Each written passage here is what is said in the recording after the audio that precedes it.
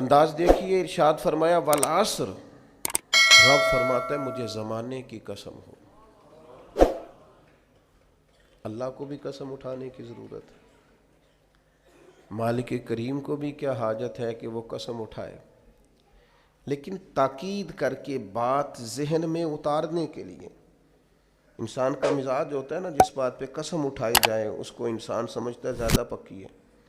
تو طبع انسانی کے مطابق بات کی، فرمایا والعصر، زمانے کی قسم ہو۔ انسان کو پیدا کرنے والا رب قسم اٹھا کے انسان کی ایک بات کرتا ہے، والعصر، مجھے قسم ہو زمانے کی، ان الانسان لفی خسر، انسان کو پیدا کرنے والا رب فرماتا ہے بے شک انسان خسارے میں، گھاٹے میں، نقصان میں۔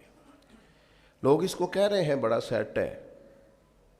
لوگ کہہ رہے ہیں بڑا کامیاب ہے، یہ بھی کہہ رہا ہے اللہ کا بڑا شکر ہے،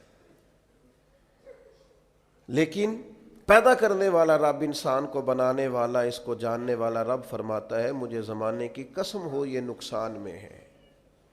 اور خسارہ اس خسارے کو نہیں کہتے ہیں کہ لوگ کہتے ہیں میں نے کاروبار کیا تھا تو نفع نہیں ہوا، نقصان ہوا۔ خسارہ اس خسارے کو کہتے ہیں جو اصل مال بھی ضائع ہو جائے، راس المال بھی ضائع ہو جائے تو کہتے ہیں خسارہ ہوا ہے، یعنی اس کے پاس جو تھا اس میں بھی یہ خسارے میں کہ یا اللہ سارے خسارے میں ہے؟ فرمایا نہیں، الا الذین آمنوا، جن میں 4 صفتیں پائی جائیں وہ نہیں خسارے میں۔ ان میں پہلی صفت یہ ہے کہ الا الذین آمنوا، بے شک وہ لوگ جو ایمان لائے، مگر وہ لوگ جو ایمان لے آئے، جن کا ایمان مضبوط ہو، جن کا عقیدہ ہو کہ اللہ ہمارا رب ہے، وہی پیدا کرنے والا ہے، وہی رزق دینے والا ہے، اسی کی تقدیر کا غلبہ ہے، رب کریم ذرے ذرے کو جانتا ہے، اللہ تعالیٰ نے جس حال میں رکھا ہے یہی حال میرے لیے بہتر ہے۔ انسان محنت پوری کرے، نتیجہ اپنے رب پہ چھوڑ دے، اسباب سارے جمع کرے، بھروسہ اپنے اللہ تعالیٰ پہ کرے، عقائد کے لحاظ سے پختہ ہو، اور پھر اس کا عقیدہ ہو کہ بعد از خدا بزرگ توئی قصہ مختصر، کائنات میں سب سے عرفہ والا، عظمتوں والے، شانوں والے، بلندیوں والے، رفتوں والے،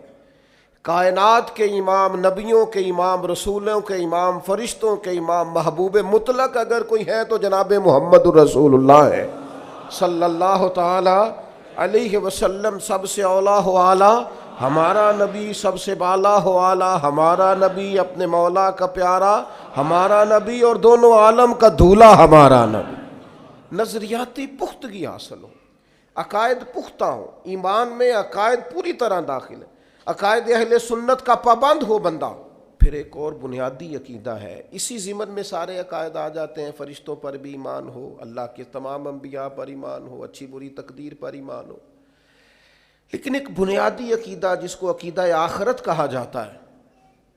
اس پر انسان کا ایمان ہونا بڑا ہی ضروری ہے۔ اگر آخرت پر ایمان کمزور ہو جائے تو دنیا میں جتنے بھی عمل ہم کرتے ہیں یہ سارے کمزور ہو جائیں۔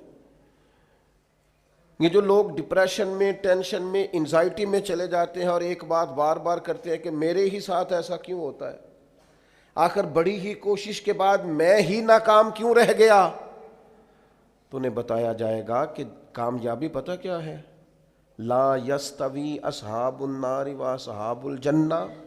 اصحاب الجنت هم الفائزون، جنتی اور جہنمی برابر نہیں ہیں، کامیاب وہ ہیں جنہیں اللہ تعالیٰ نے اصحاب جنت بنایا ہے۔ جو جنتی ہیں وہ کامیاب ہیں، جس کو اپنی آخرت کے تعلق سے اللہ تعالیٰ نے فکر سلیم دی ہے، راہ ہدایت دی ہے، اعمال حسنہ پر استقامت دی، اور وہ سمجھتا ہے کہ میں محنت اپنی آخرت کو ٹھیک کرنے کے لیے کر رہا ہوں، جد و جہد میری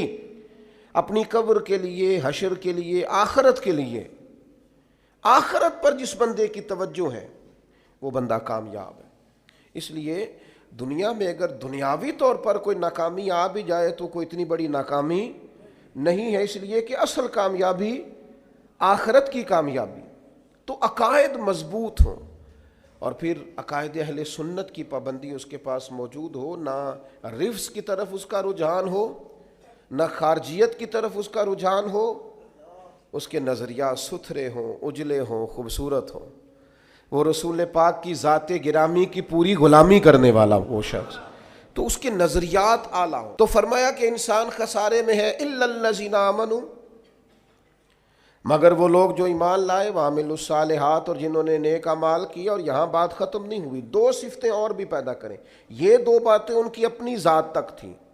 آمنوا وعملوا الصالحات، یہ دو باتیں ان کے اپنے لیے تھیں۔ اب وہ سوسائٹی کو کیا دیں؟ دو کام معاشرے کے لیے بھی کریں، وتواصوا بالحق، حق بات کی نصیحت کریں وہ معاشرے میں، خیر کی بات کی نصیحت کریں، وائرل باتیں نہ کریں۔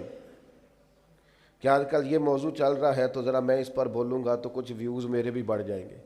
وائرل باتیں نہیں کریں وہ، وتواصوا بالحق، وہ حق بات کی نصیحت کریں، کلمہ حق کہیں اور حکمت کے ساتھ کہیں، ادعو الی سبیل ربک بالحکمہ، دانائی کے ساتھ کہیں، لوگوں کو سمجھانے کی نیت سے کہیں، کلمہ حق ان کی زبان پر آئے۔ اور میرے نبی پاک علیہ السلام نے فرمایا سب سے افضل جہاد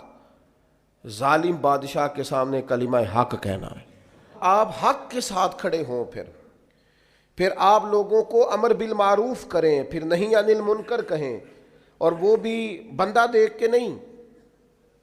اگر امیر آدمی غلطی کر رہا ہے تو پھر آپ خاموش ہیں، اور کسی غریب کو کرتے دیکھ لیا ہے تو آپ نے دینی حکمت کو بھی پیش نظر نہیں رکھا اور اسے رسوائی کر دیا ہے،